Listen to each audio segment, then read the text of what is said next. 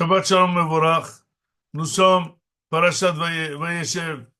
Et là, Yaakov Avinu termine un épisode de 34 ans. Ça veut dire 14 ans il était à la Yeshiva. C'est comme ça qu'ils ont fait le compte Hazal. Et 20 ans qu'il était chez Lavan. Et avec un retour solennel, avec une préparation, une intrigue énorme. Est-ce qu'il va s'arranger avec son frère?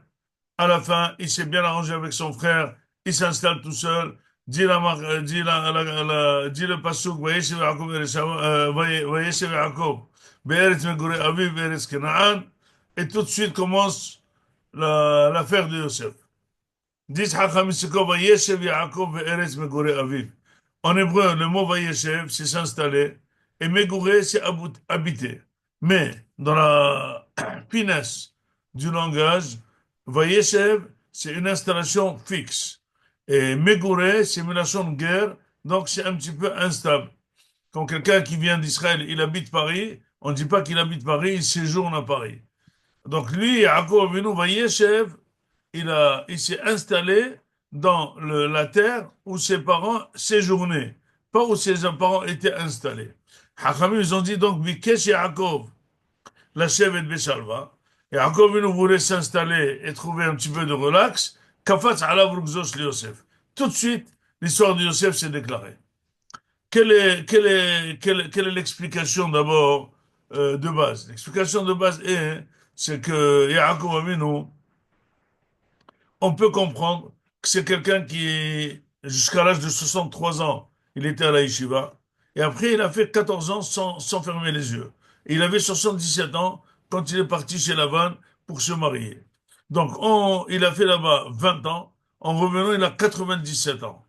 Eh ben, imaginez-vous quelqu'un de 77 ans d'études qui se retrouve en train de devenir un berger, un travailleur de la vente pendant 20 ans. Il en avait marre. Il veut retrouver son livre. Il veut retrouver la Gemara. Il veut retrouver son calme. Il est riche. Il veut retrouver ses études. Ça y est, plus d'affaires, plus rien.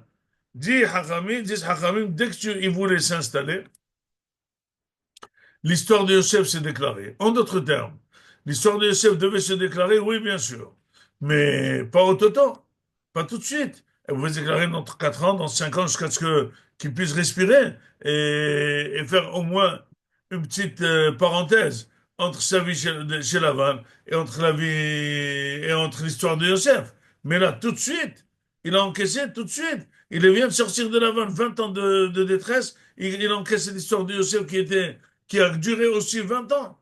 Pourquoi c'est tout de suite? Il dit parce qu'il voulait s'installer. Il dit, mais qu'est-ce qu'il y a de mauvais de s'installer? Qu'est-ce qu'il y a de mauvais de s'installer? Et là, il faut savoir quelque chose, la bouteille. L'étude de la Torah, elle est conçue chez plusieurs personnes comme un luxe. Et finalement, quand est-ce qu'on se permet un luxe? C'est quand on n'a aucun manque, quand tout va bien, et la famille, et l'entourage, etc., etc. Mais ne me dis pas que quelqu'un va commencer à se permettre un luxe alors qu'il est instable, alors qu'il n'a pas de maison, alors qu'il n'a pas de choses. Non. Or, c'est ce qu'il pensait éventuellement Yaakov Avinu, que pour se remettre à étudier à la Torah, pour re-rentrer à la yeshiva, eh ben, il faut s'installer et se sentir fixe, tranquille, sans remue-ménage et sans instabilité. Il dit non. Akadosh Baruch Hu tout de suite t'a donné une affaire pour te secouer, pour te montrer que c'est vital l'étude de la Torah, c'est nécessaire l'étude de la Torah, c'est notre vie l'étude de la Torah, et même si tu souffres, tu dois étudier la Torah. Et c'est pour ça que maintenant je vais t'amener une histoire qui va te rendre fou, et tu vas voir que tu vas devoir étudier dans ces conditions. Pourquoi? Parce que tu ne dois pas poser de conditions à Kadosh Baruch Hu. Tu ne dois pas poser des conditions à Kadosh Baruch Hu dans quel état tu dois être pour étudier la Torah et servir à Kadosh Baruch Hu. Non, tu ne peux pas. Il faut savoir que dans n'importe quel état où Kadosh Baruch Hu te met, tu dois le servir et tu dois étudier la Torah. Dis le Rambam, l'étude de la Torah, elle est faite pour les jeunes, pour les vieux, pour les malades, pour tout le monde. Tout le monde doit étudier la Torah. Donc si Yaakov Avinu voulait faire autrement que ses parents, ça veut dire, mes parents ont peut-être souffert, ils étaient nomades, ils passaient d'une ville à l'autre pour étudier la Torah, et ils ont étudié la Torah, moi je le ferai que si jamais je suis installé. Et ben voilà, il l'a encaissé, et ben maintenant il a reçu une histoire qui va le déstabiliser pendant 20 ans. À nous de savoir, nous sommes dans une étape où Am Israël traverse une étape dure, mais une étape où on voit que des miracles.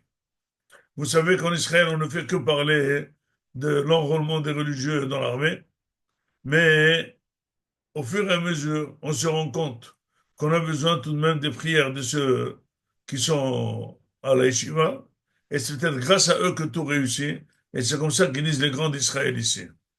Et pour prouver cela, Akadosh Baruch Hu a fait un exercice où l'armée d'Israël n'était pas du tout concernée. Elle n'a pas levé le petit doigt. Elle ne savait même pas que ça pouvait tourner. Et Akadosh Baruch Hu a détruit un des grands ennemis à nous.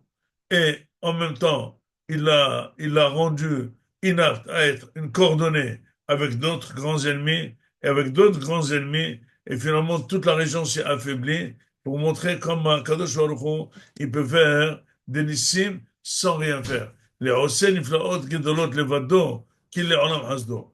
אומרים המפרשים, c'est quoi לבדו? אומרת הגמרא שאין בעל הנס מכיר בניסו. הקדוש ברוך הוא te fait des nissim, tu ne le vois même pas, tu ne te rends même pas compte, et c'est lui qui fait tous les nissim. Donc, à nous la bataille de ressentir cette obligeance et obligation d'étudier la Torah et de faire les mitzvot et d'avancer donc du Shat Shabbat et surtout l'appréciation de la Torah et des Talmidei Hachamim parce que c'est vraiment notre force de toujours, c'est notre force de réussite pendant dans le désert, en Israël, dans la Galoute, en Eretz Israël et bien c'est avec ça qu'on va arriver à Mashiach, Mirabi Ameno, Amen ve Amen, Shabbat Shalom Mevorach.